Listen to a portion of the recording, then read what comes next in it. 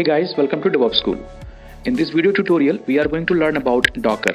It helps us to create, deploy and run applications by using containers.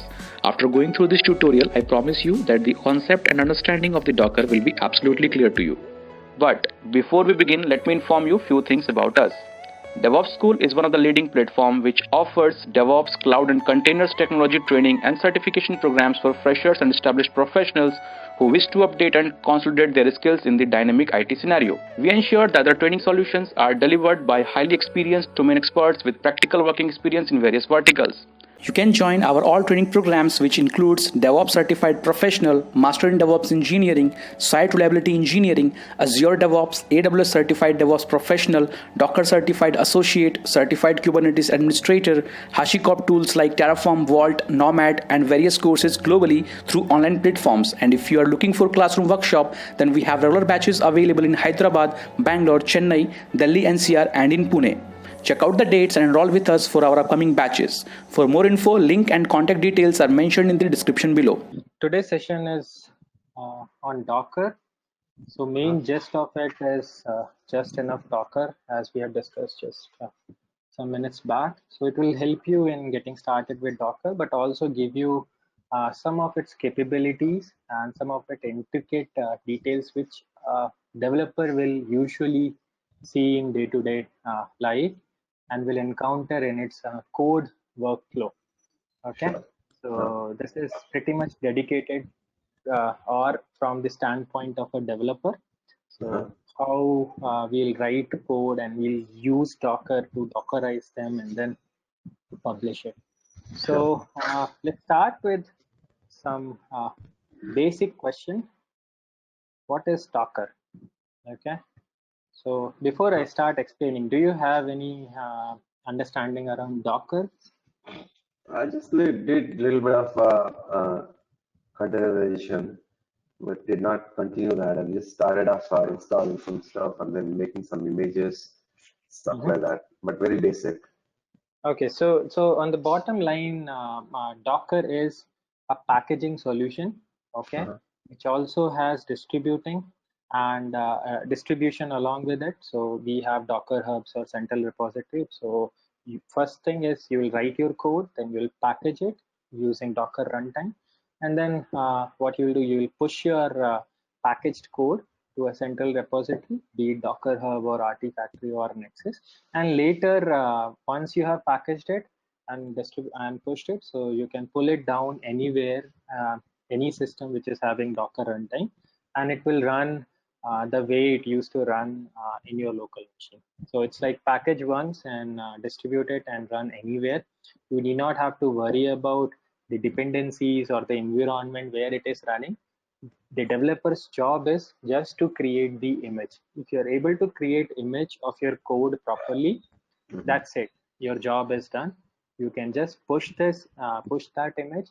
SysOps or production people can pull it down and replicate it in the server and then start running it. So why I'm saying that packaging is the most important aspect of Docker, because packaging contains three things: your application code, your dependencies for that code, and then the environment around that code, or let's say runtime environment. Okay. Right. So if you are able to package your applications properly, then like most of your job is done, and then Docker takes care like running and publishing it and all those things. So in the layman terms, Docker is a packer, a distributor, and an application runner in Docker runtime. Okay. So usually what happens, like whenever we write code, right? So we'll have our local dev machines and we'll have our dependencies. We'll push our code to a code repository. Okay. And then what happens, that code repository code will get downloaded in some other system, let's say for a developer B. Okay. But my architecture is something different.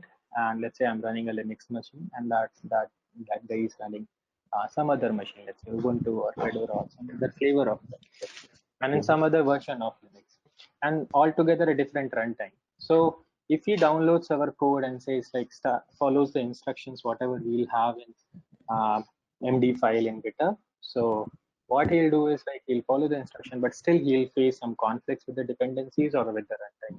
And let's say our code is not running. Okay. Good. So what we'll do, what he'll say like, boss, your code is not running, and I'll say no, it was running properly in my system. Okay. Right. Why? So if we try to understand this problem, right? So what is the one thing which is not common across the two people? That is the environment. Okay. Because my machine I know is compatible with the dependencies whatever I have, be the dependency in pom.xml for a microservice or package.json for a node or an Angular application. Okay? And he might be having different set of architecture. So that is like pretty much common everywhere. Okay, we cannot have a homogeneous environment in everyone's machine. So that's where the Docker comes in and shines. Okay, it's like a silver bullet in these kind of situations. If you have a Docker runtime, that's pretty much it. Copy a Docker image and it will run as it runs in someone else's machine. Okay, so the whole session today will be around packaging your application. We'll try to we'll learn packaging 3 applications today. One would be Node, the other one would be highly sought after a microservice, which currently I was working on, and then the third one would be an Angular app. Okay, Sure. so these 3 things we'll be checking. So as I said, right, so Docker's building blocks are 3. One is image. Image contains your application dependencies and environment. Then the second one is Docker registry. Once you package your application in an image, so you should go and store it somewhere to publish it to audience. Okay, so once you publish your images to a Docker registry, let's say a Docker Hub or Artifactory or Nexus, later what you can do is you can pull down that image and run that. Okay, so a running image is called as a container. Let's say your application is running. Okay, so that will be an instance of a container, and that container will be made from the image which you have pushed or packaged earlier. Okay, so in layman terms, we can say that a container is a running instance of a image. Okay. Okay. So container comes with some interesting, like Docker. When we say we containerize the app, right? So containerization means for the app, which actually will be running inside it, that app will feel like that app is the only process on the host machine. Okay, he will not see anything outside of the container. Okay, so let's say for instance we have a microservice app. Okay, so that microservice app will not see anything outside of that container. He'll feel like, okay, he's the only lone survivor in the host machine. So Docker encapsulates the operating system around that container to give you a feel, to give a feel to the process that that process is the only process running in that operating system or in that host, let's say.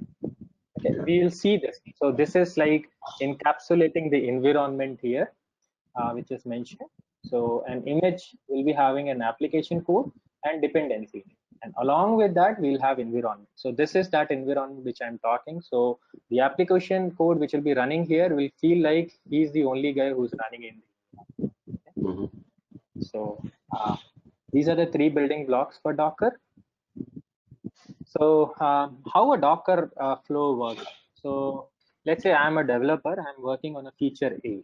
Okay, so for feature A, let's say I wanted to add some dependencies. Okay, so what I'll do, first I'll start writing my feature A, and then I'll realize, oh, I need some dependencies. So I'll add those dependencies, and then again I'll continue my work. So once I'm pretty much fine with the development and I wrote test cases and check the scenarios and it is fine, right? So I'm done with my job.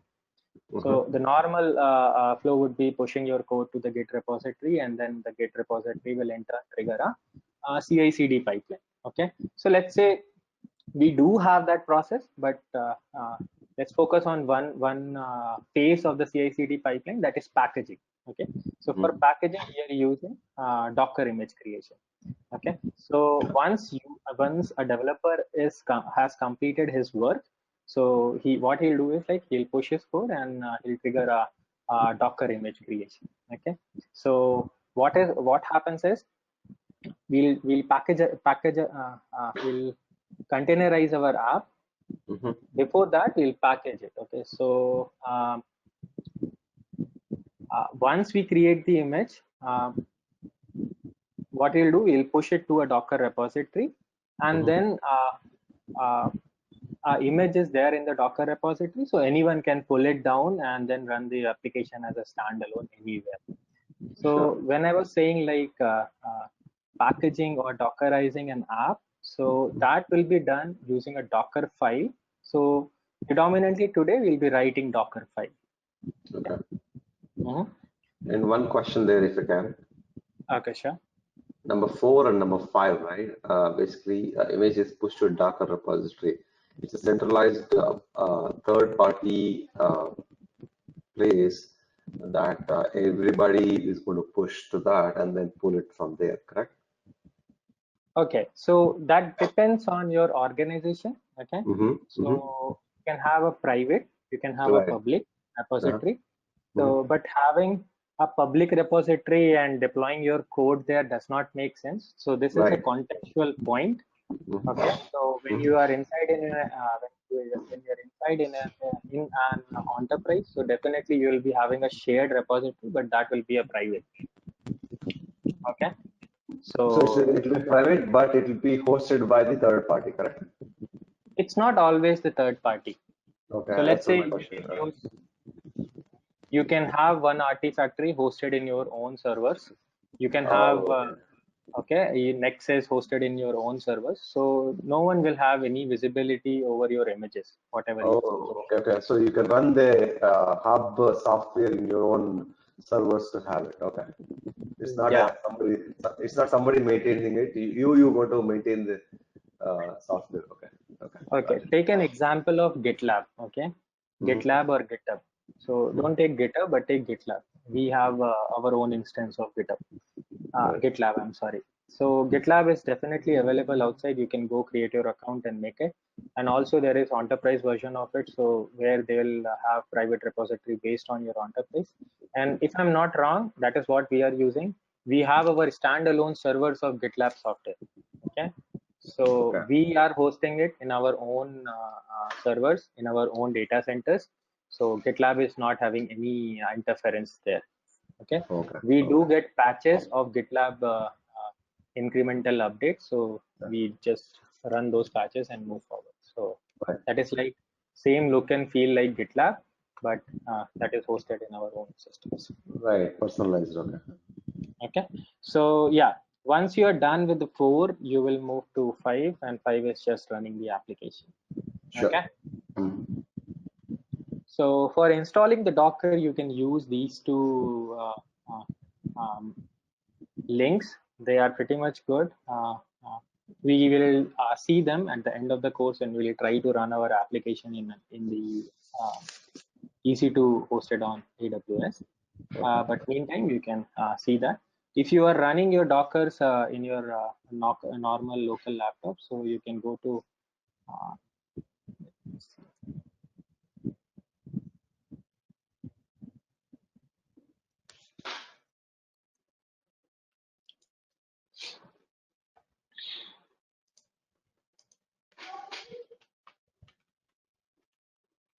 so let's say for me, I choose this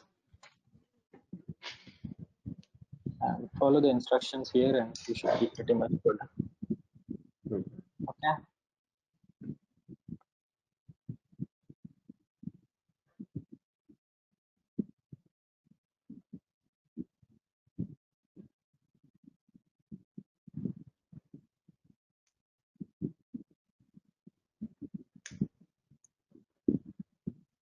So it is saying install from Docker Hub. So you can go there.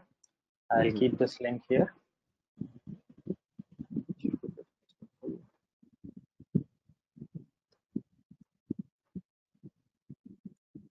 Yeah. So before that, like let's say you have installed the Docker now up and running. So how you will check that Docker is pretty much good. So what you can do is you can come here and type Docker info.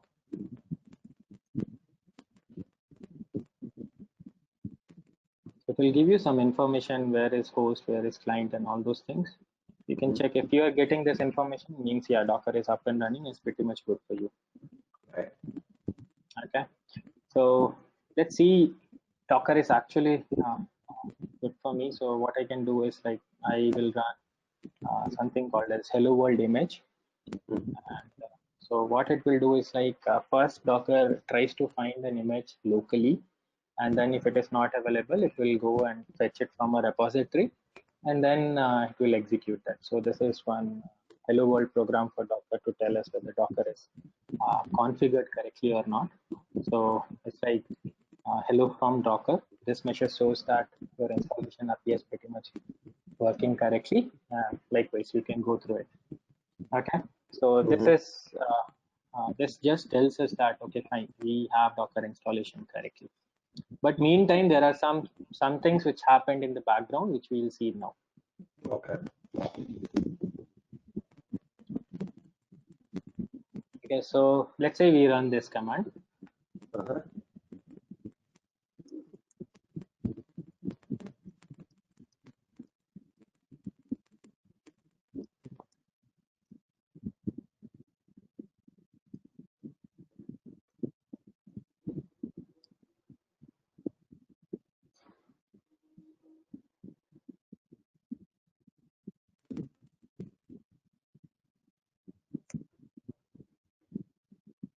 Okay, so you saw this text here. Let's see what exactly happened in here. So I ran this command, docker run busybox echo, and some text. Okay. Right. So what happened in the background? I gave this command here. It went to Docker daemon. So consider Docker daemon as a service which runs on my local machine, and its job is to instantiate the containers. Okay, Right. just that, nothing else.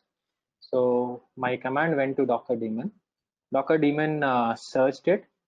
So Docker checks if busybox image, this image, okay, is in my local system or not. So it was not able to find it. It went to Docker Hub.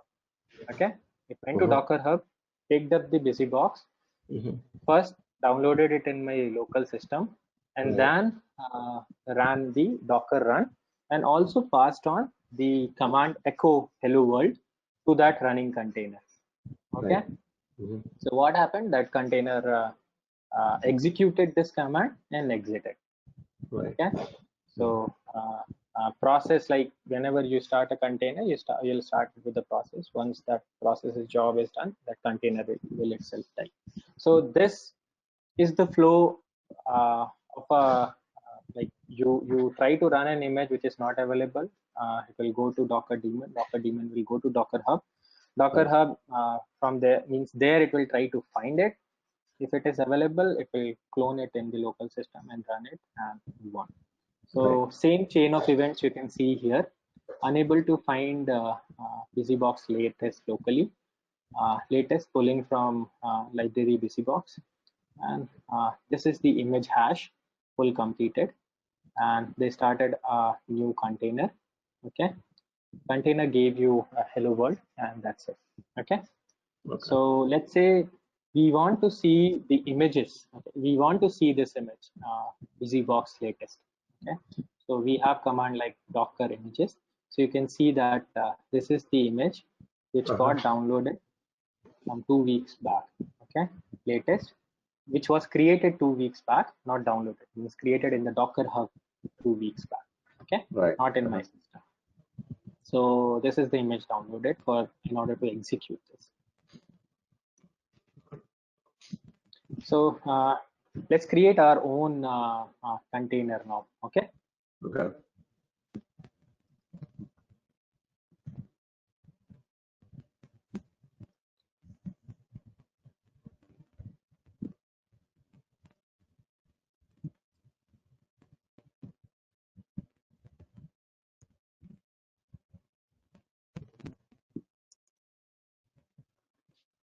So I'm going to create one node server. a small node server. Let's see how it goes.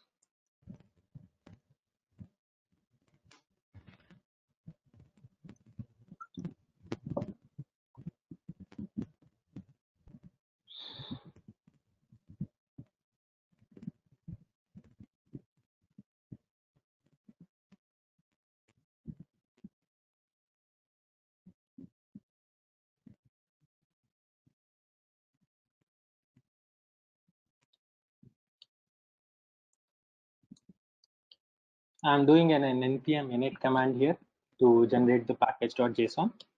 Right. Okay, if I do ls now, I have package.json. Right. I'll do a cat on, let's go to VS Code.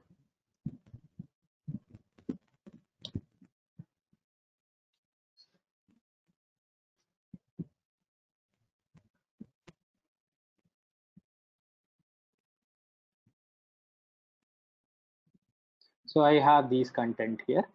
Right. Nothing new, nothing funky. Let's create a new file, app.js. And I have some code, and we can copy and paste and save some time here. Sure.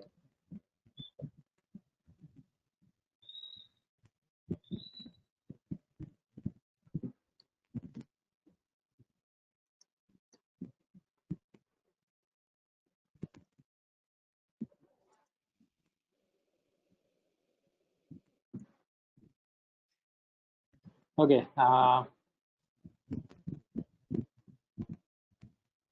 Just see this code. Let me know if you want me to explain it. No, that's fine. That's a node code. Okay.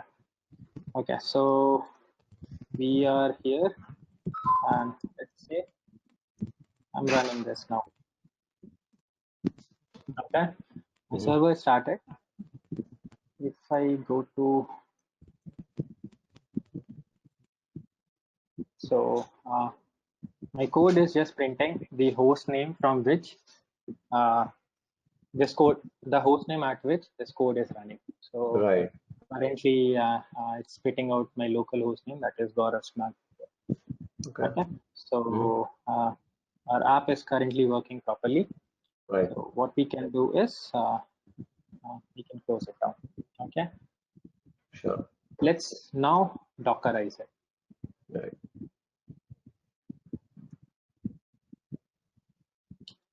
Okay. So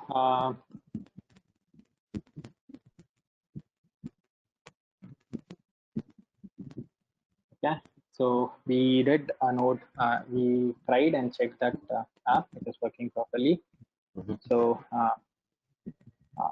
I talked about that image contains your app code, your dependencies, and the environment around it. Okay? So let me divide this for this app. So this app.json app.js file can be considered as my application code, Right. and I ran this file as node space app.js. So node is the actual runtime which I want. Okay, I don't want anything else to run this file. Okay? I want a JavaScript engine to run my JS file. Okay, so let's build on that understanding and move forward. Okay, Sure. let's try to create a very simple Docker image. Okay, so Docker file has three important parts. One is the from, the base image, okay, and then your application code, which you will take it from your machine and place it inside the image. And the third one would be how you want your app to be started. Okay, how you want to start your app when you create a container. Right. Okay, so I have also mentioned like what each command. So these are not just the only commands, but these are the commands which we are going to do, which we are going to use now. Okay, so let's try to divide it in the terms like application, dependencies, and environment. Okay, so this will help us in correlating what exactly is happening. So from image can be considered as the environment, okay, on top where your application code will be running, and then add like app.js. These files can be considered as your application code, and then entry point will be like how you want to start your application when you will create a container. Okay, so let's create this Docker file. So here I'm going to write from, I'm going to use node 12. Okay, I'm going to What is Node 12? The version? node, yeah, node 12 is the tag, which is the version which I That's can use environment. 11, and yeah, anything. Okay.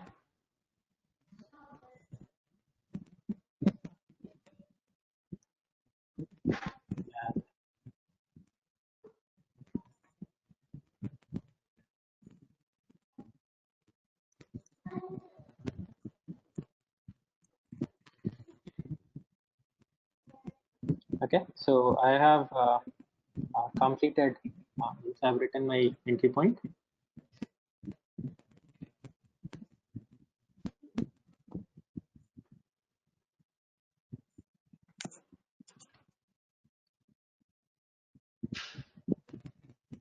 You asked for node, right? So let me show you exactly how that node resides in Docker Hub. Yeah, I'll take a detour. Oh, this is a base image that you're taking it. Okay. Yeah, exactly. That is the base image. So node will be coming as versions, right? Node 11, node 12, and likewise. So let me show you.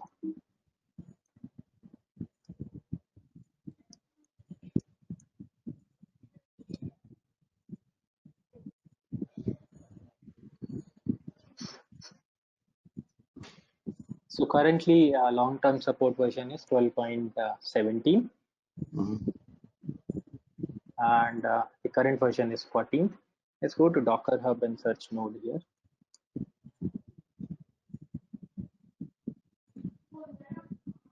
So this is the official image. Okay, so these many image types are there, and we are using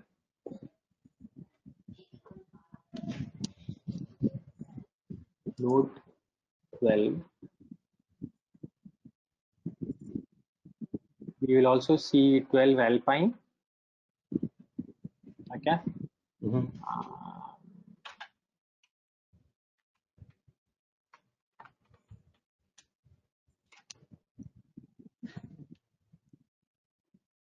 Let me go to tags and see if it is available in tags.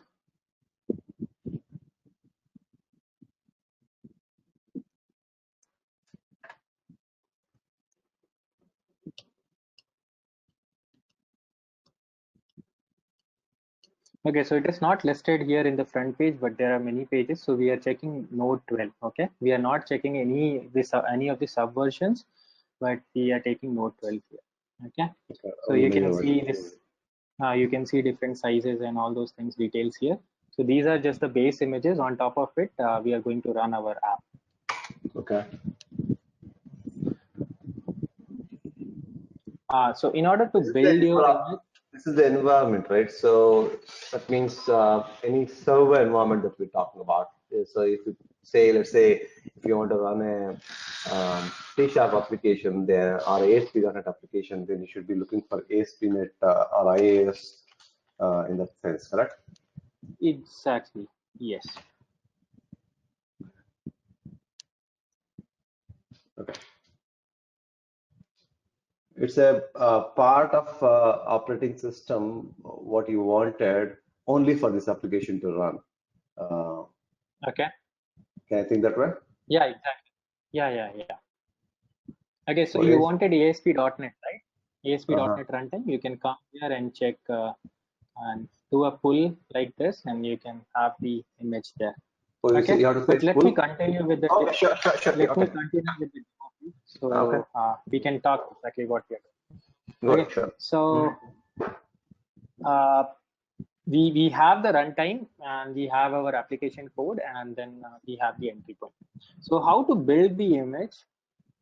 Once you have written your Docker file, so what you can do, you can run this command, and we will build the image. So currently I'm in this repository where I have the Docker file. So I'll write Docker build, and I'll give a -t is for tag, the image name which I want. So I'll say first node app, and I'll tag it as latest. Okay, and then I'll give a dot. So dot is for the context that my Docker file is here. Current. Okay, current directory.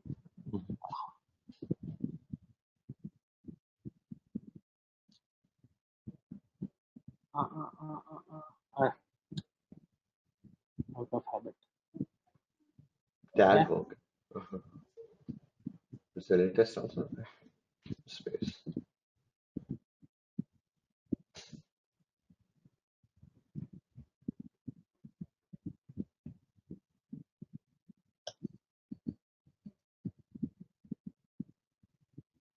What mistake I'm doing?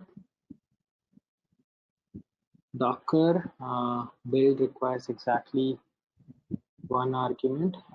I'm sorry. iPhone.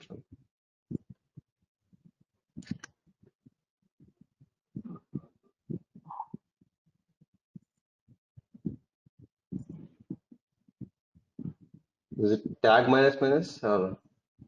No. One sec.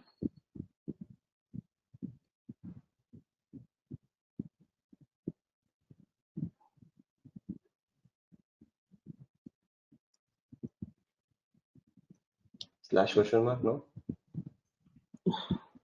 One second.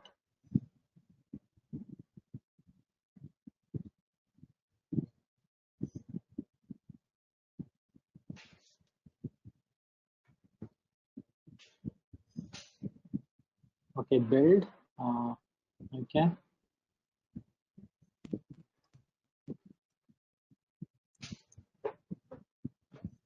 I wanted some.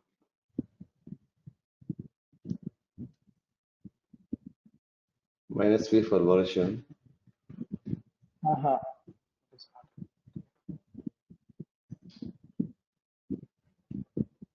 Okay.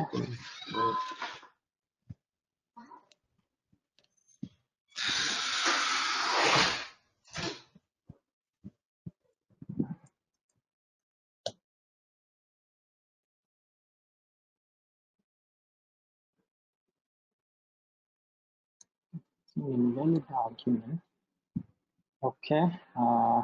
I guess so. I got it. Okay. So just pardon me. We cannot give names as camel cases out of habit. Oh, all lowercase Okay. then? Yeah. So it happened like that.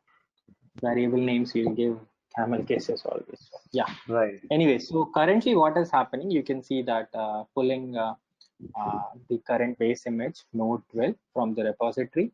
So an image will be having different layers. Okay, we'll talk about layers briefly at the end.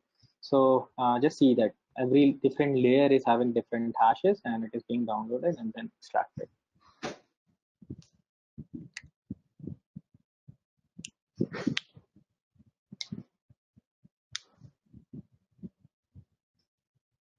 So here I was giving first, then capital N as node. So that's why. Okay. So it has to be it all is- lowercase. Yeah. So I just missed a fact that in the Docker Hub repository, right? So everything should be lowercase. That's why in the tagging itself, it does not allow it.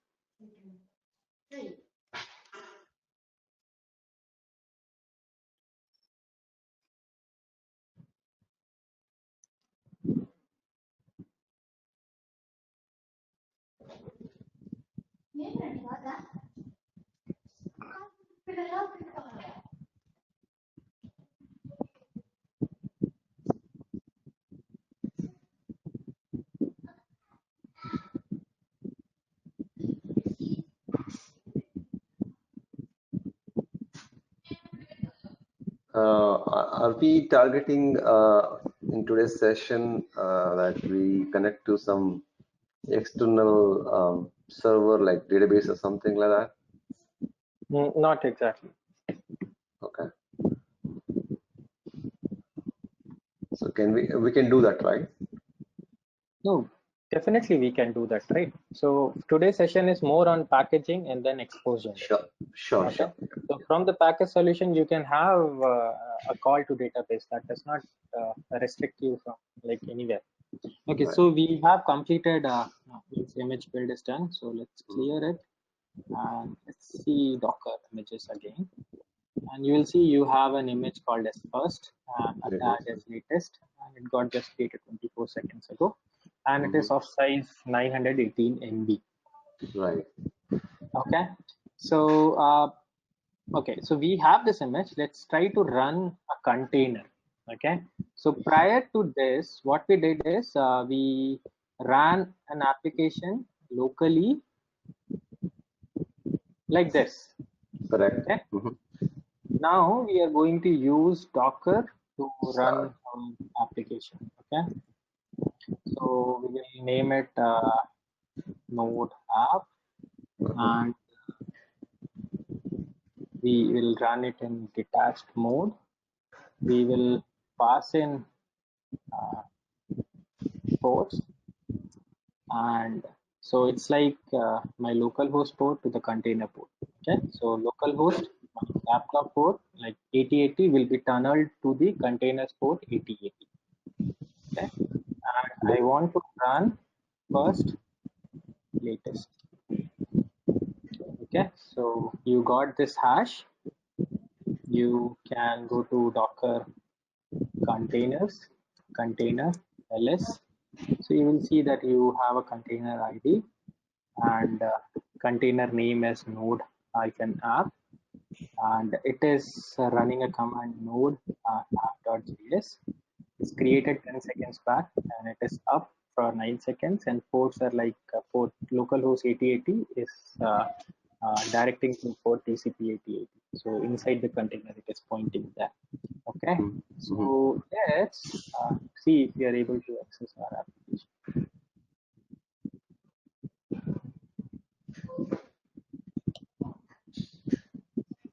So this time you will see it is running in some different host. Okay, so this is containers host, whichever we are getting. So let me like circle back. What are all the things which we did just now? So we wrote our application code. We did not had any dependencies here, and we coupled our environment here with a node. So node is a custom image, but officially from the node developers or node people, which in turn will be running on top of some Linux flavor, right? Because that operating system will be the environment for our node V8 JavaScript engine. And then what we are doing, we are using their custom image to run our application. Okay, so this is the thing what we achieved here. So I want to show you one more thing. So let's say I listed down Docker images. You will see that this image is of size 918 MB. Okay, so if I'm going to push it to repository, it is definitely a bit heavy. So I'll do a small change here. Okay, I'll make it Alpine. Okay.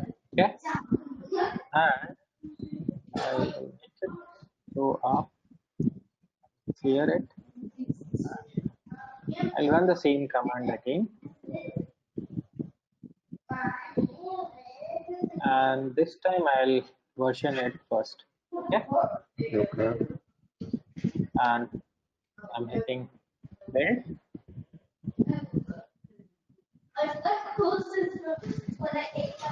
So Node 12 Alpine is not available.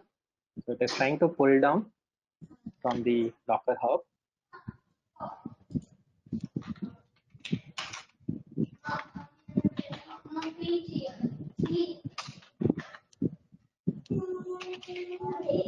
Okay, so my image got created. Let me list down the images here. So this time you will see my image size is just here 90 MB. Okay. Just to show you that still it has the full application, let me run this particular one this time. Okay. And I'll name it as Node App Lite.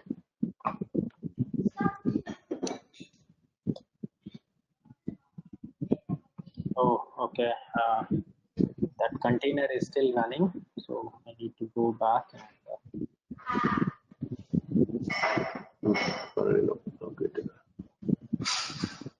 But this is a different container that we're trying to run, right? So does it? it was running on the same port 8080. So port Eight, conflict is happening. okay, okay. Just So, let me change the port. but we can change the port and done, right? If you want.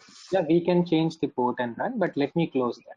Do you want me to change the port? I can do that, but I Just to don't see, want to multiple applications currently running is what I would like to say. Okay. I was just not confident on my Mac memory currently, so I was reluctant. That's why. Okay. Okay, so port app lite is already in use by container. This container, the container. This you have to remove that. Second, sir. Let me see in which port it is running. So when you want to list down the container, you can do Docker container ls. It will show you all the containers, and you can see that it is being pointing to this. Let's see.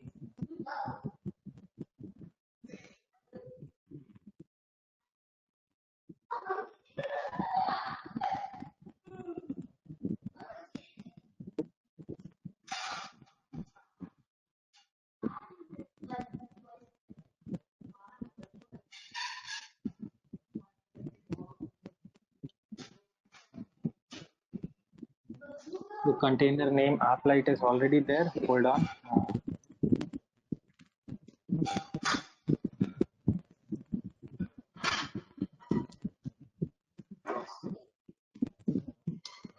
Okay, so though our container did not start it, but name was taken. So that is where it is saying that name is already there. So what we'll do now is we'll just change this name, okay, to a different name, and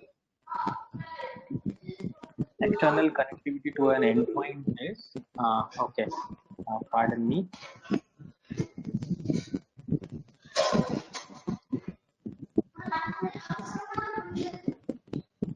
Okay, so we have the app running. Let's go to port E1.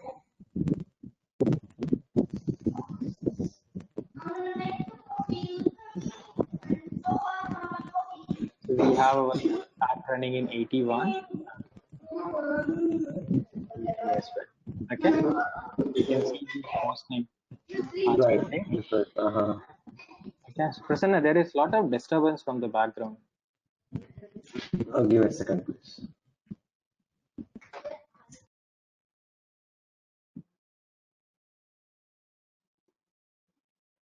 Yeah, thank you so much.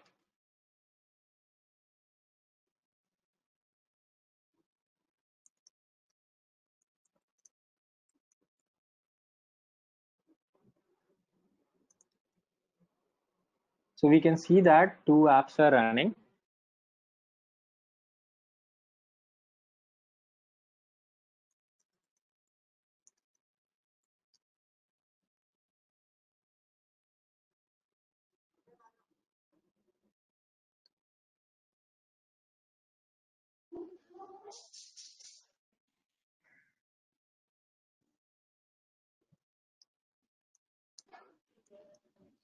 So I'm removing some old containers. Okay.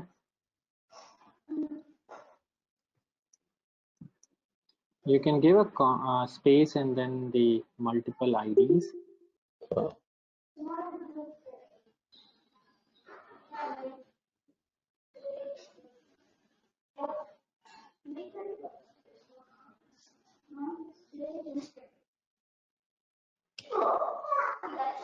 So this is a local repository for the Docker, right?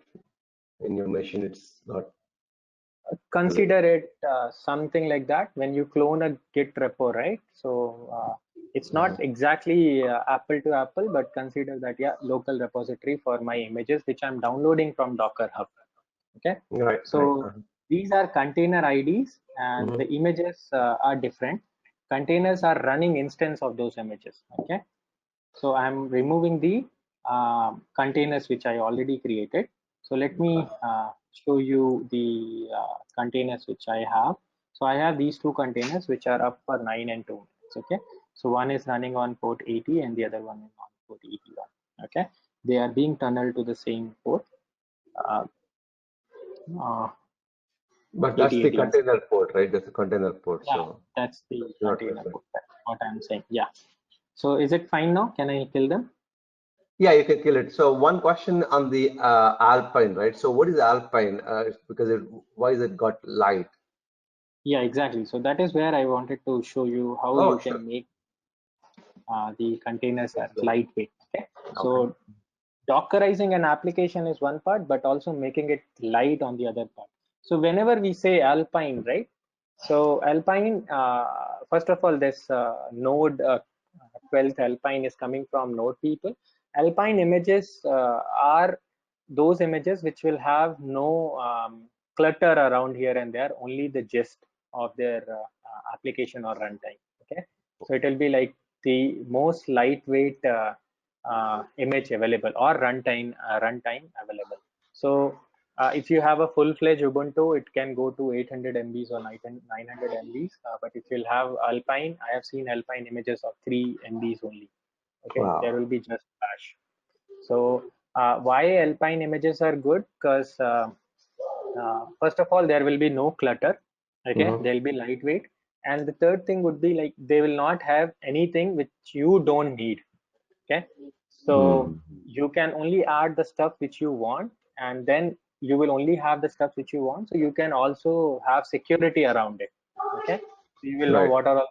what are all the things you have in your image or the runtime environment. And like there is a lot of jargon around it, but take it like Alpine images will only have the sufficient stuff which they need to run an application. So these base images or Alpine images, whatever it could be, are somebody has to place it in the Docker Hub, right? Let's say if I take Correct. some new technology, something like some blah blah new, like Node that would have something else. So somebody has to have there, then only we can use it, correct? Correct. Okay. So if I'm So talking about IAS, if I'm talking about IAS, let's say somebody from Microsoft or somebody has to create a base image and then push it. So the same lines, is that something that as a developer we can create a base image and push it to public repository so that anybody can use it? you can do that, but you will not be trustworthy because you are not Microsoft. I am not Node. Okay. So you will have Alpine images. Take this as an example. We created two images. Okay. We used Node full-fledged version and the other one Alpine. You saw drastic difference. So we for the app, our app code was same. Nothing changed. So Right. for our app perspective, we can say that we have created an Alpine image. Right. Okay. On the same grounds, I'm saying we can still cut down this image to 60 or 70 MB if I'm not wrong, but that is not part of the agenda today. I can Sure. start with a bare minimum Ubuntu and then install Node on top of it and then install my own application there. So that will also even cut down more megabytes. Okay. Right. So it That's can what I was go, asking for. That's what I was asking for. So we can have it our can go own. down. Yeah, so you can see, first of all, Docker is not opinionated framework. Okay. Okay. So you can do whatever you want to, provided you know what you're doing. Okay. So we know that Node people know what they are doing. So we are using their official app to build our application. If Right. we start writing our own base images, I'm not saying we'll go wrong, but sometimes we will be debugging on the problems where we will not be aware what we have to do. That is the experience what I have seen. So that's where people tend to use the official images if they are available. If they are not available, then no choice. We have to go and write on our own. Correct. That's where I'm going, because I was looking for my .NET Core, which is ASP.NET is sufficient. Sometimes some of the application may require some custom environment. That's where I was asking my questions there. No, so if you see application side, right, you got the runtime. Your custom is your code now. Okay. So if you have something custom as part of environment, that can also be considered as your code, because you are tweaking the runtime environment based on your own needs. But still, you will start somewhere from a base image. No, Okay. what I meant to say is, we have .NET Core versions, different versions. Okay, so latest version is 3.1, 3.2. That's still going on, but not all of the third parties are being built. Like Lambda functions are not up to the latest version. There will be one or two versions down the line. So if you want to create environment with the latest version of the runtime, how would I do is what my question was going around. Okay, so I showed you Node as an example. Mm-hmm. So whenever you will have an official runtime, right, they will not just have an image for the latest, but they will also have something for older versions as well. The latest is running as 40, but we were using 12. 12. Okay, so same will apply for your ASP.NET or any runtime which is highly sought after or used by developers. So you will have different versions associated with it. So you'll not have any problem that you are using latest or your code base is using prior version, or it's down to LTS versions. Okay. Yeah. So, okay, so we have created a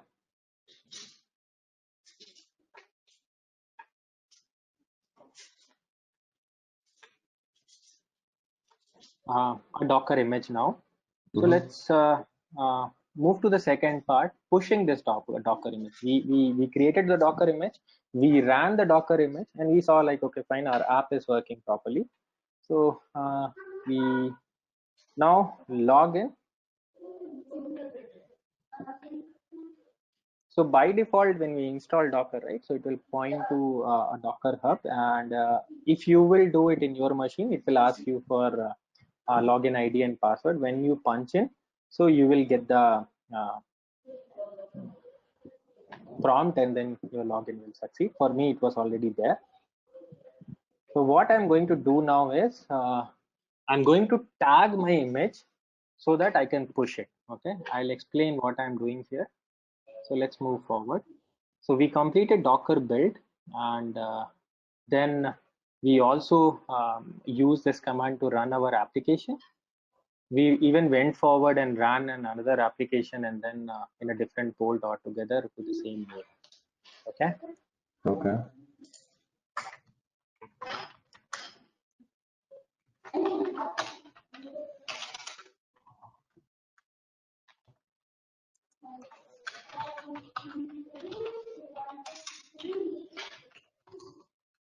Now we'll be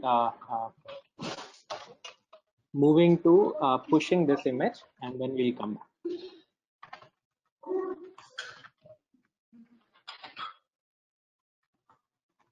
So what is Docker Hub? Docker Hub is like pretty much similar to your code repository, but just for images, not for code.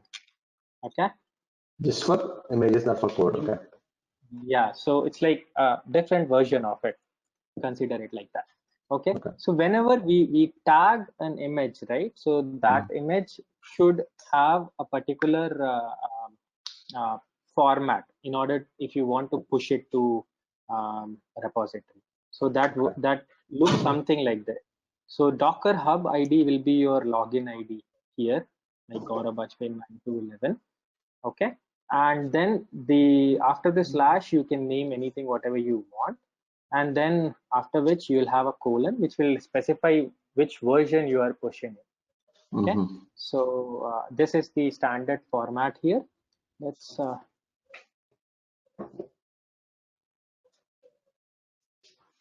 if you see our node declaration, right? So what we did is node is the repo, and which version we are asking for. We are asking for 12 Alpine, okay, All after right. the colon, the version. Okay, so node is the actual repository, and this is the version which we are asking. Okay.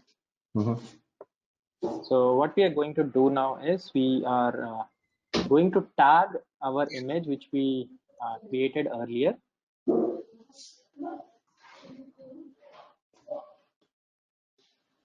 So this was the image first with the tag 1. So what I'm doing is, so it is like source image name and the new image name.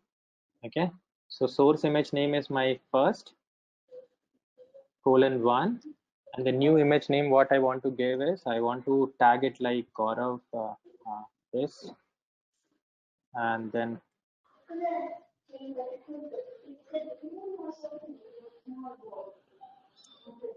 node app 1. Okay, so my tagging is done. Let's again enlist all the images, and you will see that my new image name is there. So what I'm going to do now is I'm going to do a Docker push. Okay.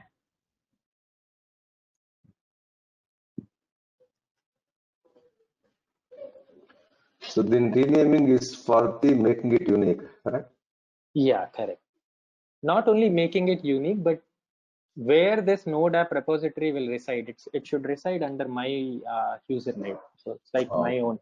So Otherwise you'll not be knowing. you asked me a question, right? Like what if there is no Alpine available, or from the official I can go back and push it, but you cannot push an image in the node repository, right? Because node repository is owned by node people, official repository, right? So we cannot do that. We can push in our own repository. So that is why we have to tag it to the name in a format which Docker Hub accepts.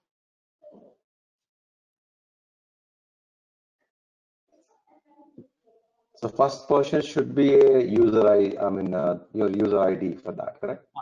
So we can see that we have a node here, and if you want to pull down this image, so you can run this command, and you will have the node app version available anywhere. Okay.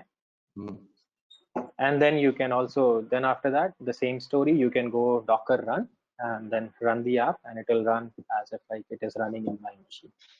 Okay, so what we'll do, we'll see that and instantiate in EC2 instance and see it working there. Okay.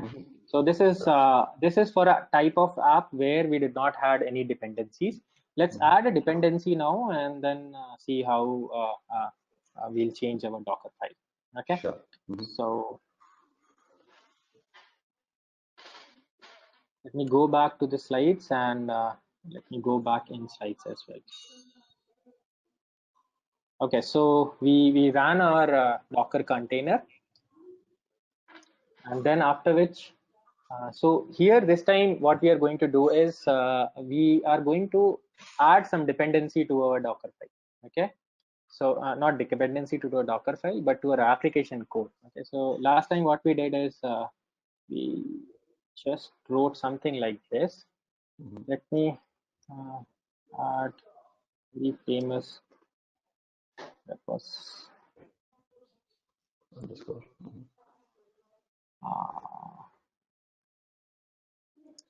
Lodash. Okay, so in order to add it, so if I'm not,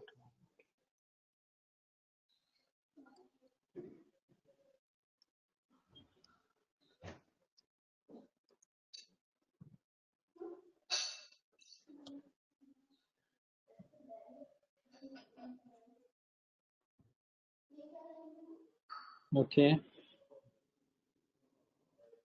Okay, so what we can do now is we can see that Lodash got added. Okay. Now, okay, so in order to make this app run properly now, so not only we have to copy the app file inside the image, but also we need to run npm install,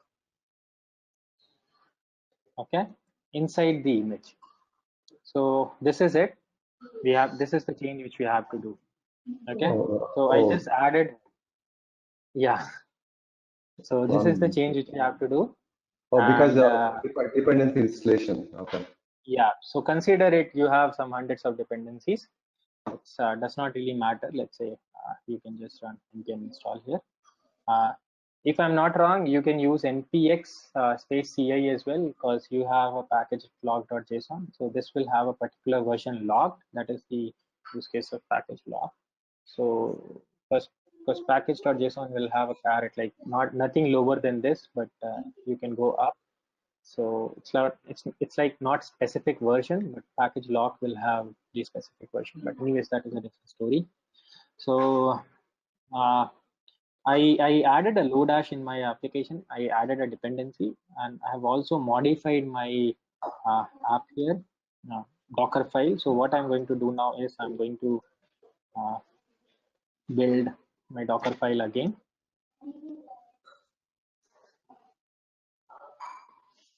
Build spelling.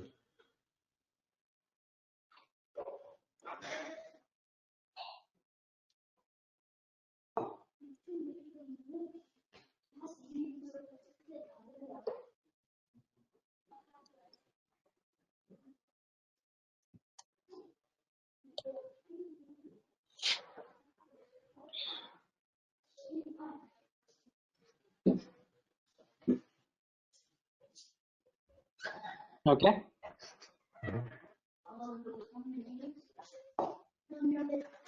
One second. This is not correct.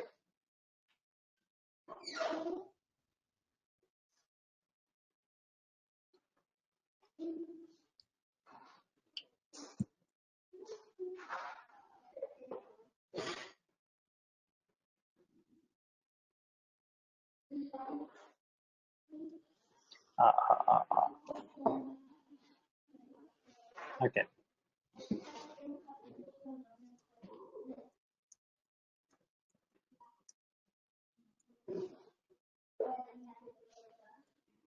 Okay, so I missed to add the package.json file.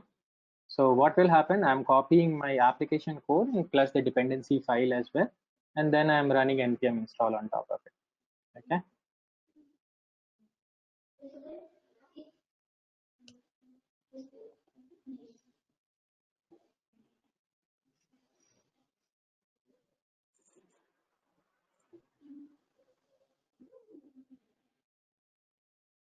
Okay. So this time it is working properly.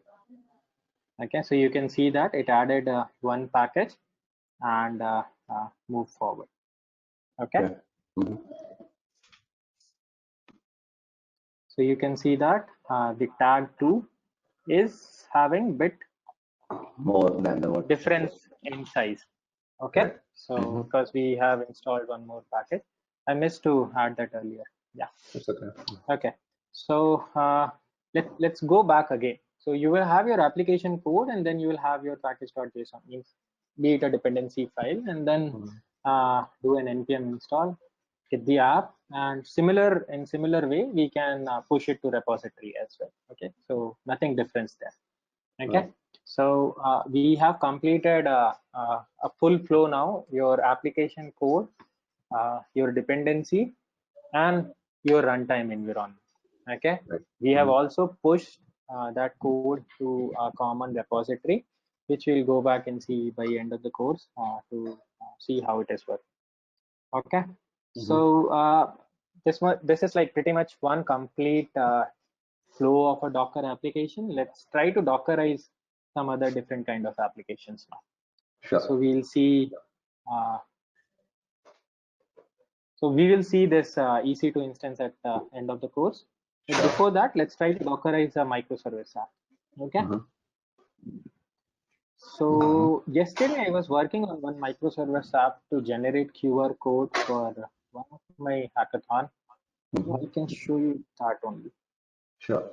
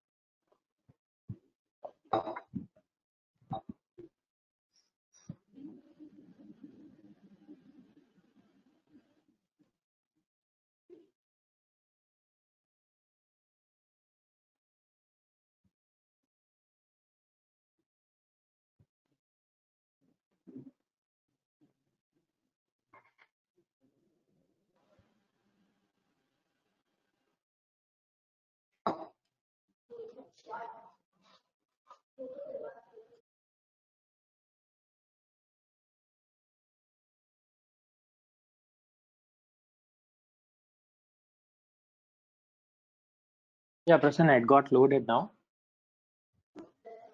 Okay, What is so what we are is going to run one Spring Boot app now. hmm? Okay, so I'll explain you what exactly it is doing. Okay.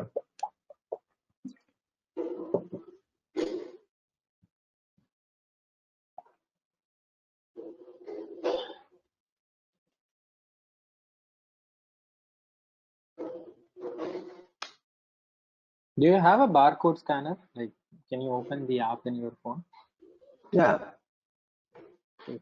Barcode. I think my phone, iPhone can read the QR codes, right? Yeah, yeah. cool. Just open it.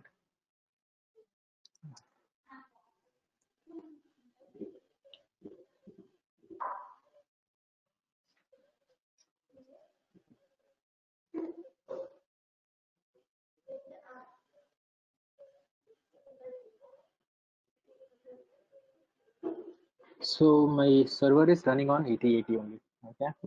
Mhm. Yeah, I have it here and in body. Okay.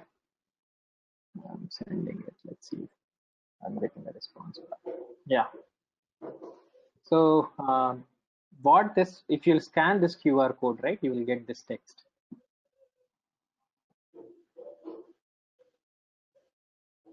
Oh my God. Okay. So the whole idea here is to convert some text into QR code. So this is what that microservice is doing. It's a post service. Anyways, just a microservice. So I'm stopping it now. Okay. Okay, so we got our application code here. It will have multiple dependencies, not just one.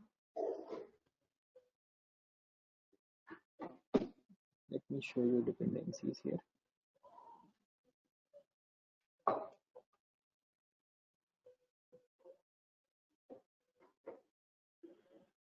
It will have so many dependencies like any Spring Boot application.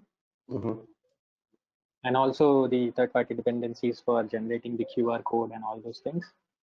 So Okay. our idea is to Dockerize this application. Okay. Okay. So how Java projects work, right? So you will have a packager already that will be like Maven. So what we will do is we'll use Maven to package our application. Okay, first thing. So what Maven will generate is Maven will generate a jar for us. So jar will be like wherever you have Java runtime, you can go and do Java hyphen jar and then get the jar name, and then it will run like nothing changed for it. Okay, but for us, we will use that jar and then package that jar around the Java runtime and create an image out of it. Mm-hmm. Okay, so it's like we'll add another layer of encapsulation around it, and then we'll have a Docker image of our this microservice, and then we'll see how it is working.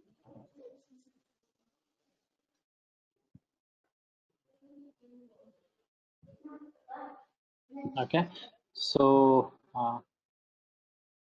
our build got successful, and we'll have a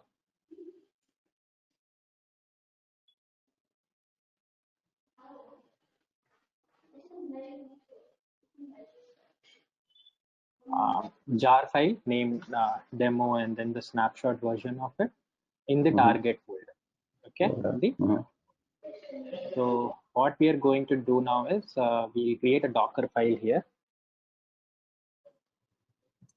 and Docker file name is important. So it will be capital D Docker and file no space. Okay. So it's already there. I'm sorry, I did that earlier. So in that, you will have from base image. Okay. So OpenJDK we are using for Java, and then what we are doing is we are using something called as arg. So arg is nothing but the name with which this jar file will get replaced if it is referenced later in the file. So it is referenced on the copy. So copy is nothing but add what we did earlier. Okay, we can write copy or we can write add. Add is a bit more advanced than the copy. So add is like if you want to clone repository, you can do that in the Docker file itself. We can take that thing a bit later, but what I'm doing here is I'm going to target and I'm copying that jar inside as an app jar in our image.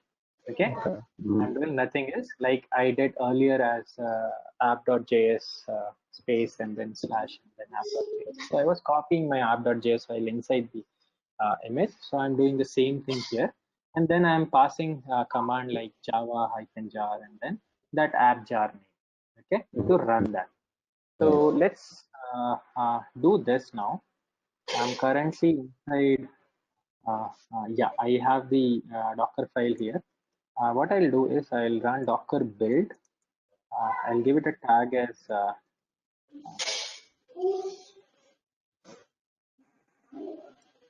Spring Boot Docker and or Spring Boot QR, and this is the latest version. I'm going to build it here. Okay. So what is happening here that we are sending some information, okay, to our Docker daemon that I have this jar. Okay, this is that information. This jar file. Okay, this jar file will have some size. Okay, so this jar file we are sending as part of image creation to the Docker daemon. What Docker daemon is doing? Okay, fine, boss. You have this jar, and you want it from the base image. This means this is the runtime, and you want it to run like this. Docker image got created. So if I'll go back to Docker images, so I can see that Spring Boot QR is there with the latest tag, and it got created some 39 seconds back, and it is of size 156 MB. Okay. Now, if we run the container against it, so we should be able to see the same output which we saw in the Postman earlier, right? Right. So what I'm giving is QR container, and I'm running it in the detached mode. Detached mode means the outputs and all I don't want to see here, otherwise my terminal will be taken over. And I want to run which command? Spring, which image? Spring boot QR latest version. Right. Okay, it got created. What I can do? Okay. So, okay, let me do it like this only. Okay, as I did not mention.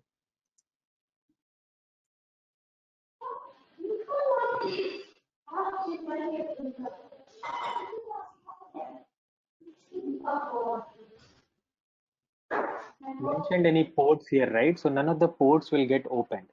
Okay. So what I'll do now is I'll just stop this container.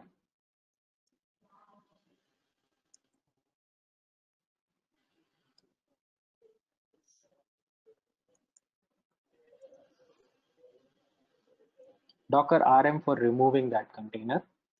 So first you have to kill before that. Yes, correct.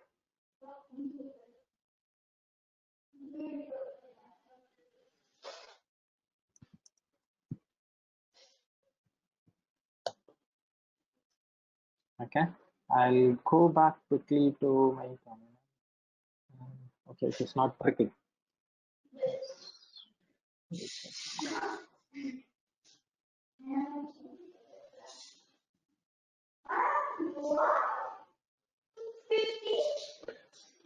Is the URL correct? Zing. Yeah. It takes time to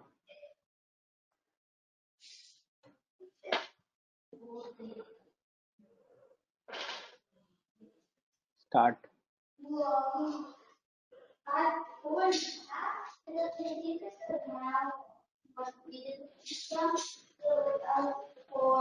Okay, so you got the response. Still it is hitting port 88. And let's say if I want to change something, so if I send something, so if you scan this QR code, right, you will get something. Let me see.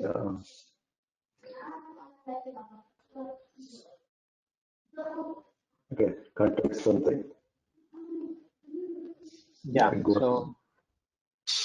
So we have just now Dockerized this application, and what we can do is we can push as well this to a repository.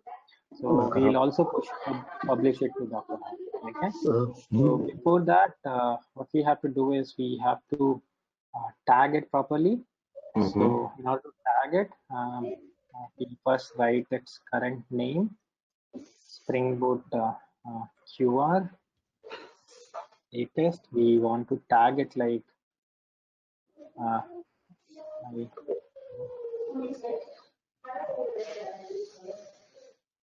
as QR generator, and this is going to be the latest version. And I'm going to push it.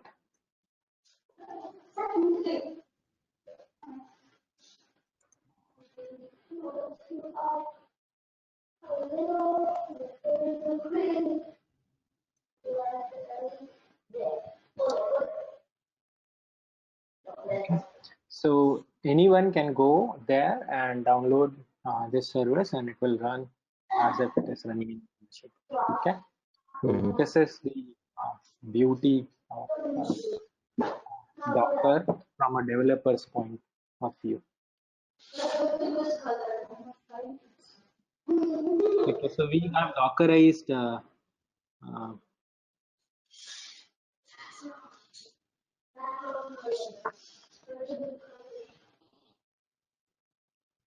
and Spring Boot application as well. Now let's go back and Dockerize Angular app. Okay. Do some fun there.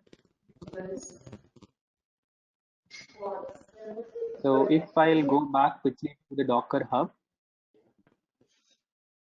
Yeah, you will have this new one. Okay. I'll go back to my profile. And I have QR generator and Node app as well. Okay. Sure. So if I'll go inside there, you will have this command. So let's say I have this latest, right? I can put another version as well. I made some changes. I can put that as well. So this way, like whoever wants to pull it down, they can have the versions, whichever version they want. Okay. So we have completed microservices now, but let's also have an Angular app. Okay.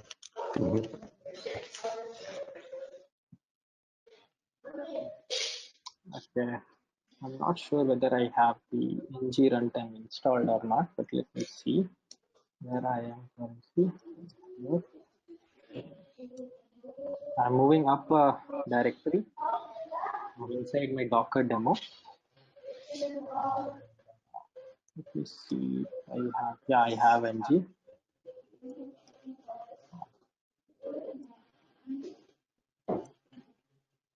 Okay, I'm naming it as example lab. Yes, definitely. I want.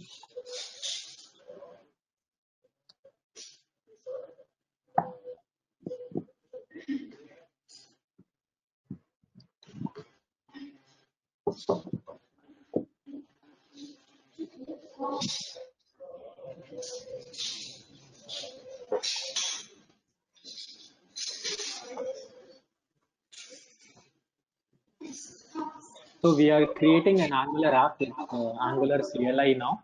Mhm. It usually takes some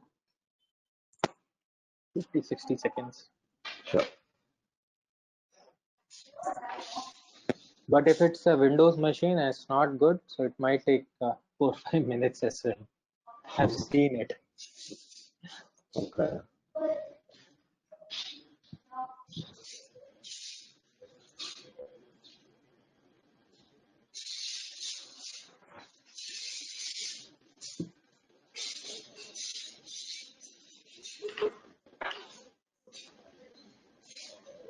Let me use the restroom and come back 2 minutes. Can I?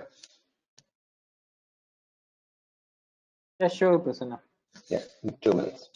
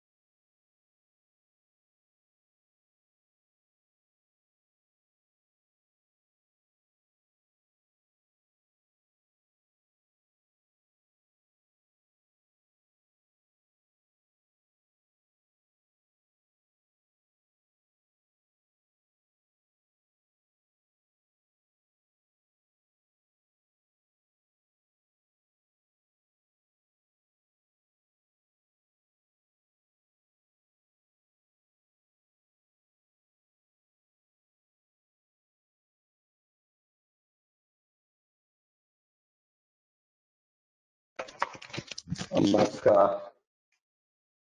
Hello. Yeah, sure, Prasanna. And anyways, this build process is also done. Good. So what we can do now is, let me see. Yeah, I have an example app there.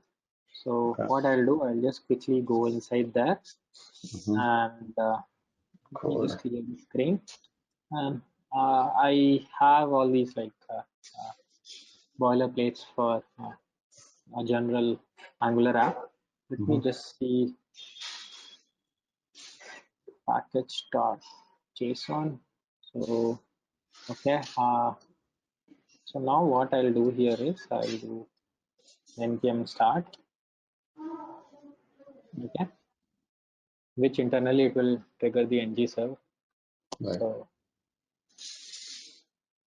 I'm not going to do anything there. I'll just see that I'm able to load the application locally, and then after which we'll deploy this in a server and package it. Sure.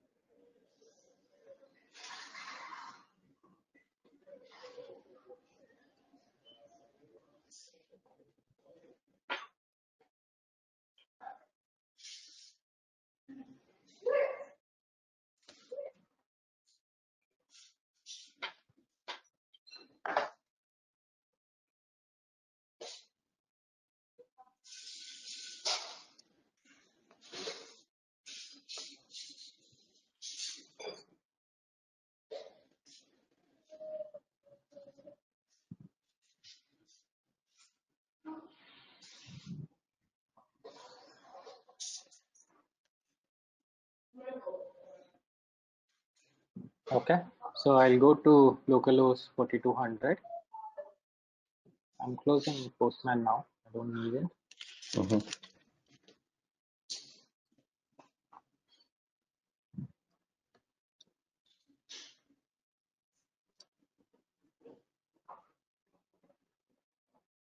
Okay, so I'm able to see that welcome screen. Example app is ready. Okay, so what we'll do now is I'll stop it. Okay, I'll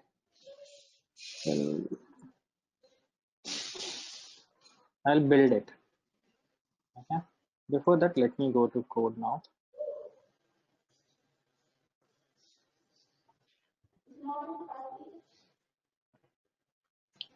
So you can see that there is no desk folder here as of now. So let me build it.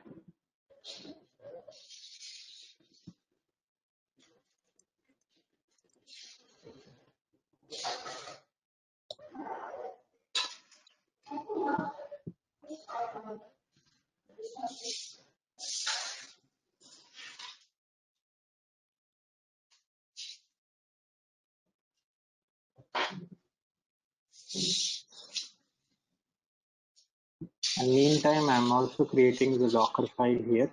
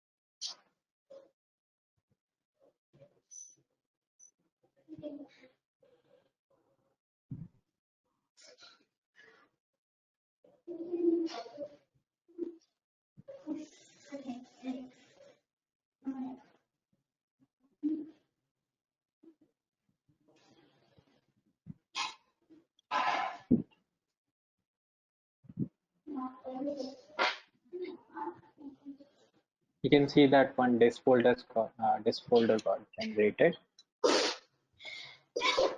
Disk folder. You would have seen, right?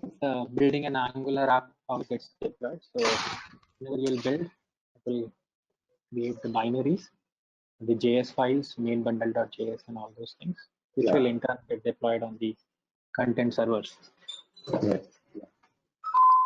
So you can see here, you will see all the files here, like main bundle.js, polyfills, runtime, styles, and all those things, right? So build is done. Now you're going to Dockerize this. Okay. So in order to run all these files, right, we need a server. Okay, which when we'll hit there, so we should be seeing these files delivered to us in the browser, and then later, like it will get deflated, and we can see the visuals. So I have it here.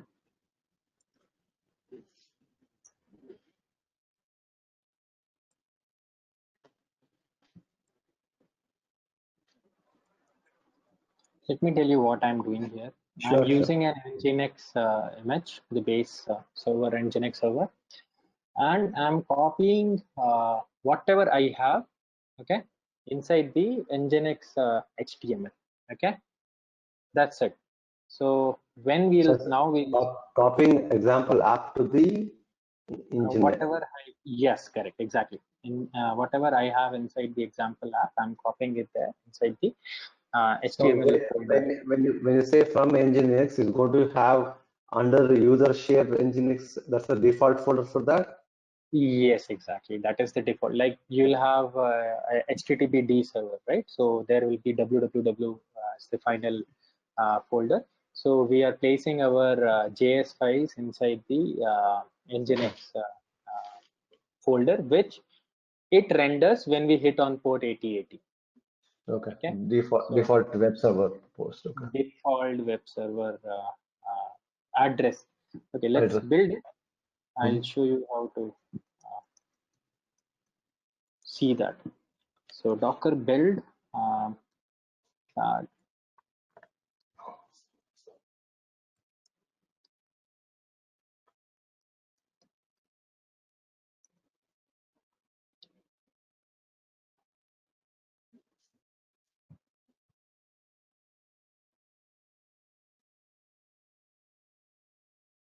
What is the command that we give the port? -p. Here will not give the port. I'll tell you. Okay.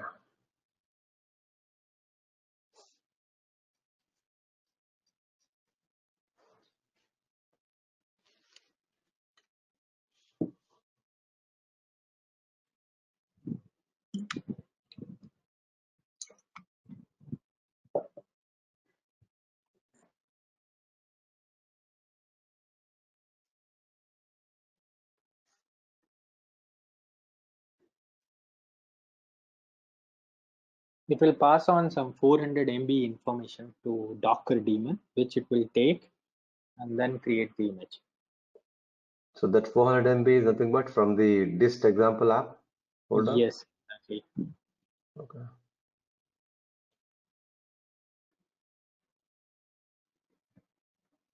But the image created will not be that big. So just hold on to it. We'll Okay. dig deeper.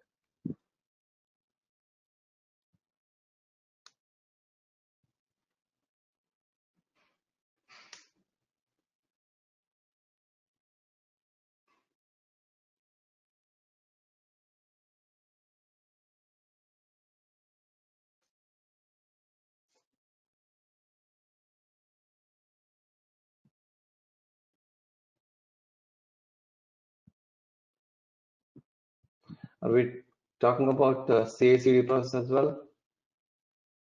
The Docker, no. Okay. Whatever we are doing is a step in the CI/CD process, Okay. Sure. which usually developers are hidden. They don't know how the images are created. They don't know how the Angular app is built. They don't know what exactly get copied in the Nginx or the final image. That is what we are doing now. Okay. Can we have that in the something happened? Response Docker file cannot be empty. Array, papa. You did not save it? Oh shit.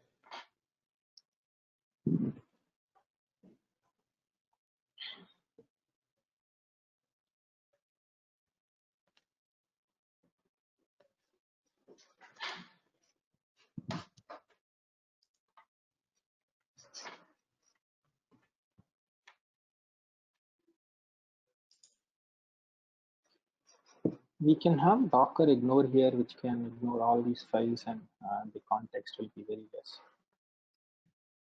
Like git ignore. Oh.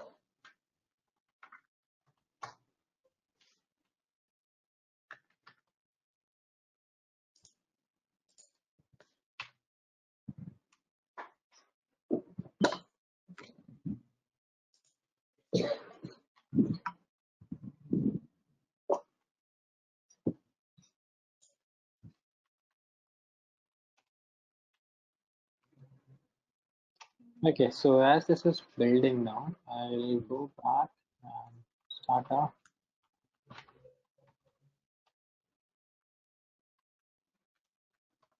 instance.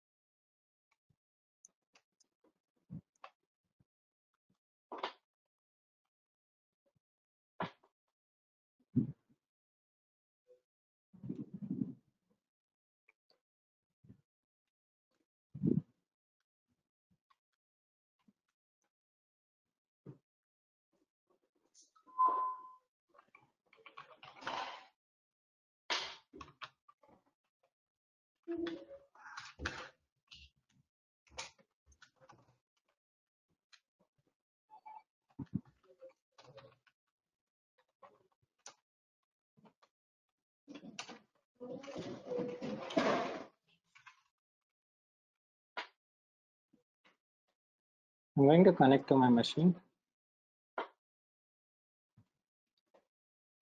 Okay.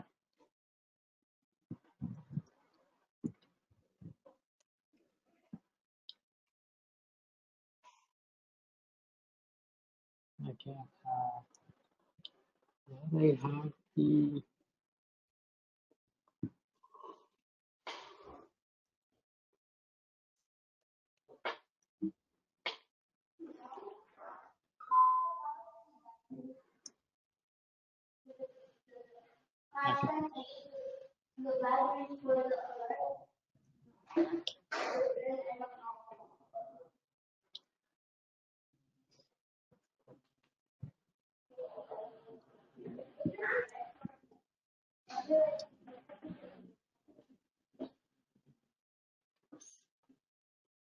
okay, so it has created the image successfully.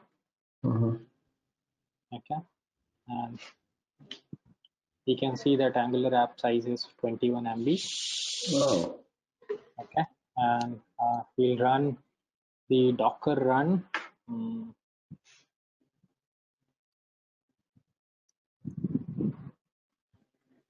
Angular app, and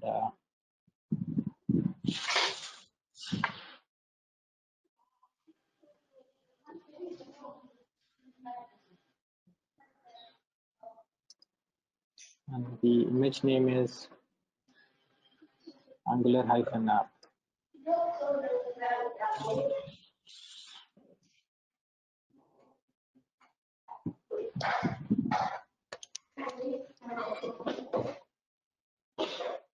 Okay, port is already allocated. Let me kill the previous port.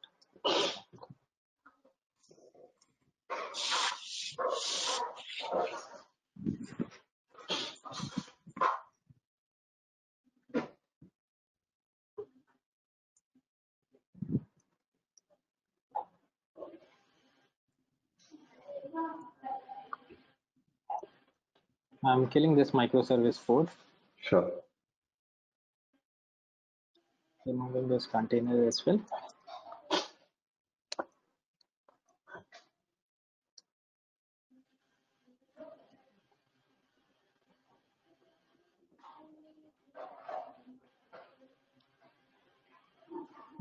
Name is already there.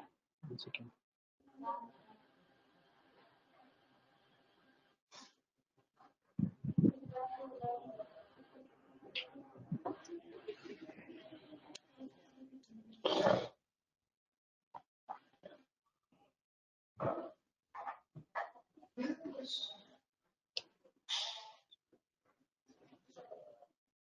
Okay, my app is running now.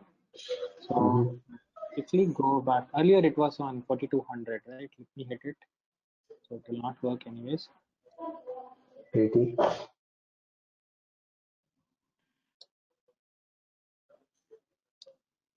1 second.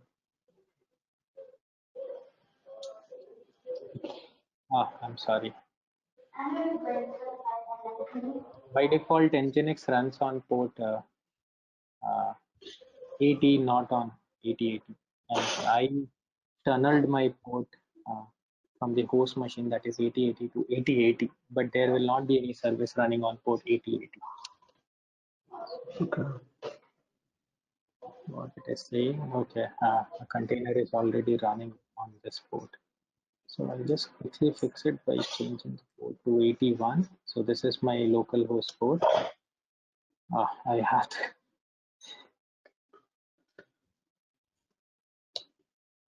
okay.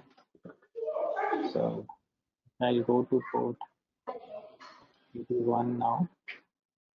So you'll see our Angular app now. Okay. So this is how in production our apps get deployed. Okay, they'll not be having node modules and all those things. We'll build it, and Nginx is the server. Okay, so which whenever we'll hit it on this particular port, like it runs on port 80, but you can see that we have tunneled it via localhost 8080. So let's say we have a load balancer sitting somewhere, so we can pass on our host like EC2 instance name and then the port number, let's say 8081, and then that port number will in turn go and hit inside a container. So if you are not able to visualize it, think about let's say you have something called as www.something.com, which will be Route 53 entry. From here, you will go to load balancer alias. Okay, from here you will load balancer will go and turn point to some EC2 instance. Let's say here, and in the EC2 instance, it will be pointing to a URL. Let's say particular port it is coming in as 8080, and in our case let's say 8081, and then that 8081 will get tunneled inside a container which is running container, and then inside the container there is a process which is running on 80. This is the flow which we have just now seen. Gotcha. Okay. Mm-hmm. This is pretty much it from the. Let me kill some. Okay, I'll kill those containers a bit later. So let's go back to our Ubuntu machine, and Now you have to push this to the repository, right? it's not needed for me. I can show just one, and then you can.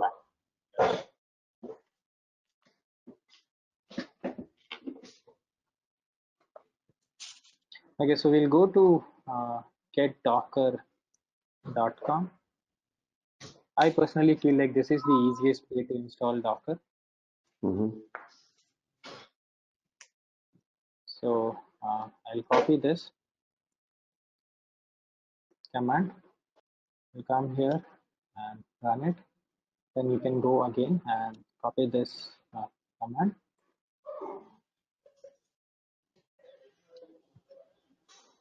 And internally, this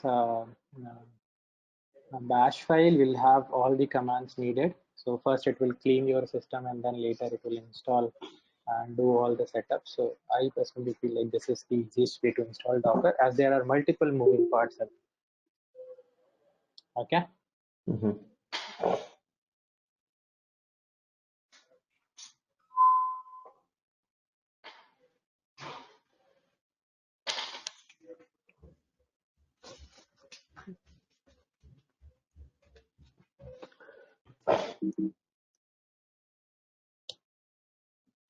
So we have our Docker up and running now in no minutes, like just less than a minute. Mm-hmm. And I'll do Docker full. Let's say first do something like Docker run hello world. Okay. Okay, simple. So we got the response. Everything is good. And then we'll run like Docker run something or node app. Okay. And we want to run it on port 8080. Okay. And we want to run it in detached mode. And then I want to run this. Okay, you are not able to see my screen? Yeah, you are able. I'm visualizing it. I'm reading through your. Okay, I'm sorry. Just pardon me. I somehow felt like you are not able to see my commands. Okay. Yeah. So it's good. Okay. So I'm doing Docker run now, and name would be node app, and I'm running it on particular port and I'm running it on a detached mode. That's, The image which I'm giving is 9 to 11 slash node open app. Let me just double check what I have. If I'm not wrong, I had Docker node hyphen app.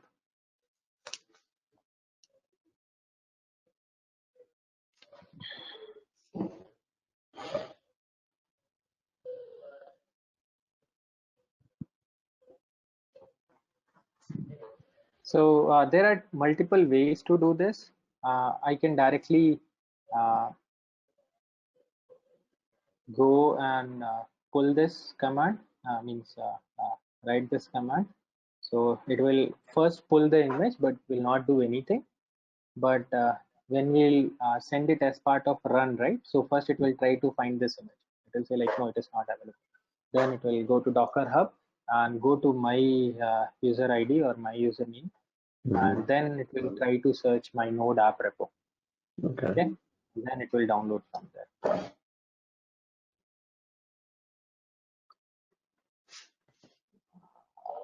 Okay.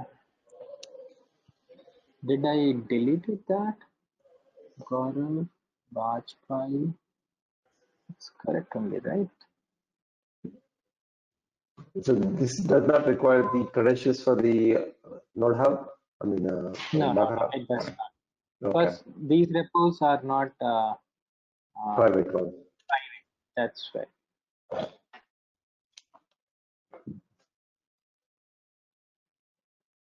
I'll just copy this.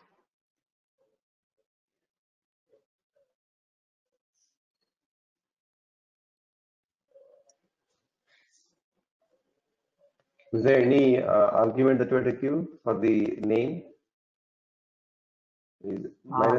Okay. I don't have a latest version here, so presumably the version is what is creating a problem. Just let me see if I tagged a version there. Yeah, so I did tag the version. No, I did not tag the version. It's colon only. So luckily I have one more app. Keyword generator, right?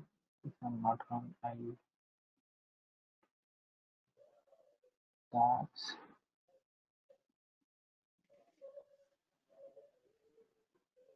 Okay, I have the latest here. So let's try to pull this thing down. Now let me cheat here. Can I do something like that? No, we can't do. Okay, so let's fix it. Docker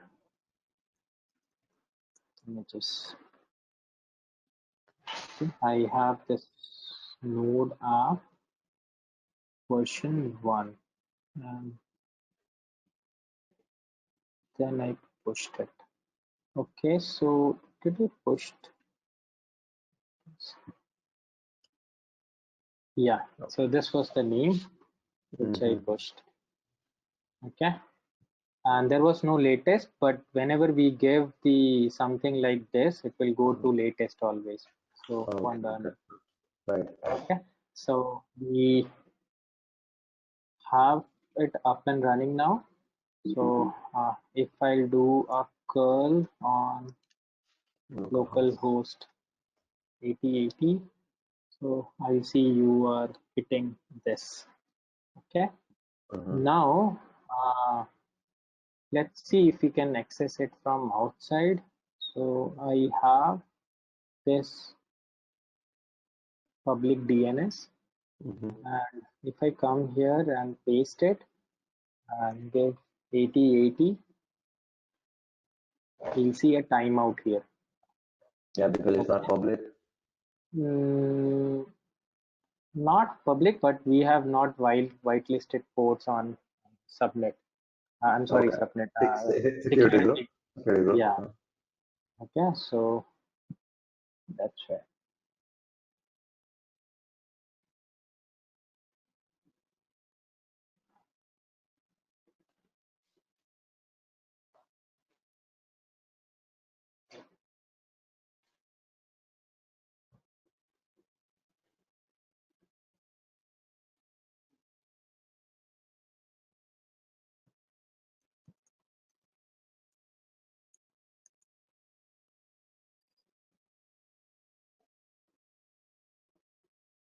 So I'm allowing inbound from everywhere.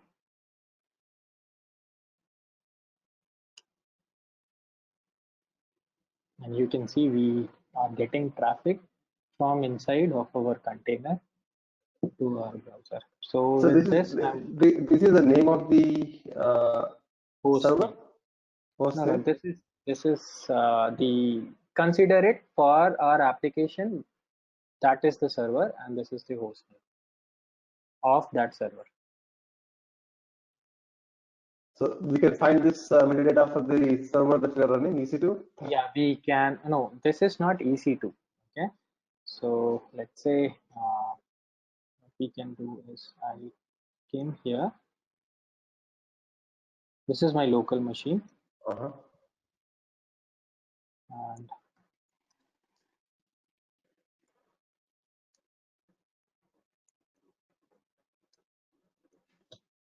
so this is my host name here, right? Right. And Correct. and this will be the host name for the machine where I am running. Correct. But Uh-huh. this Docker container, when I'm running here, right? So Docker container is this. If I'm not wrong, this is the ID which we are seeing here. Okay. Okay. So, but Can rename it. no, I'm not going to rename it. Okay.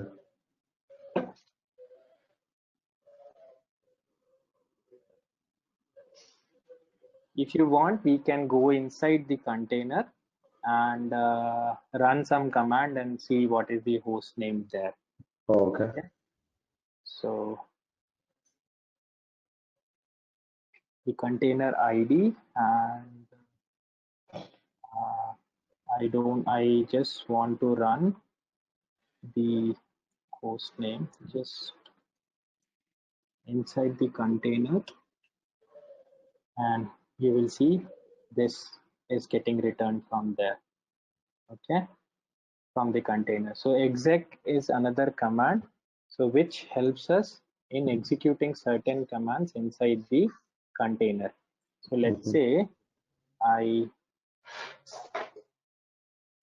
want to execute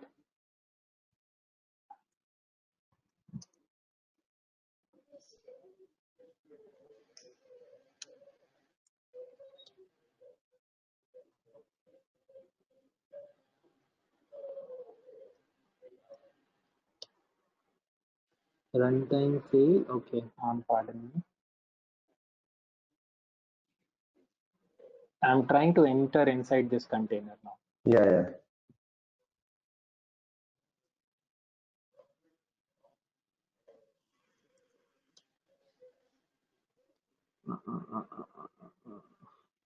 No such file. Okay. It's a lightweight, right? SH will be there. Okay. Am I giving it correctly? So it is saying that this is not found there, and that is why we are having some problem. One second. Let's go inside the container once. We can run ps stop or not. Yeah. So we can see that two processes are running there. One which we just now executed, and the other one was this. I believe I was doing something. Just 1 second. Is it just the bash? Okay. Could be that bash is not installed there in the container as it is Alpine. Could be that. Okay.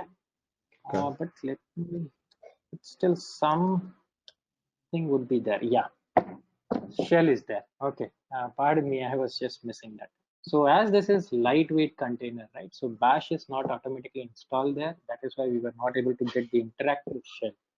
Okay. So here, if you will type the host name, so you will get this host name. Now we are inside the container. Okay. We are not inside the machine. We are inside the container. Right. Okay. So if I'll do ls here, you will see our app.js. Let's say I'm doing cat now. You could see that we did not copy this file here, and you will see our code here. Okay. So this is what we did just now. Control PQ. Okay, so with this, I'm going to stop my session today. Please be kind enough to like it, and you can comment any of your doubts and queries. We will reply to them at the earliest. Want to study further? Subscribe to our paid membership to get a deep dive into each and every topic. Do look out for more videos in our playlist and subscribe to our DevOps School channel and hit the bell icon to learn more. Keep learning.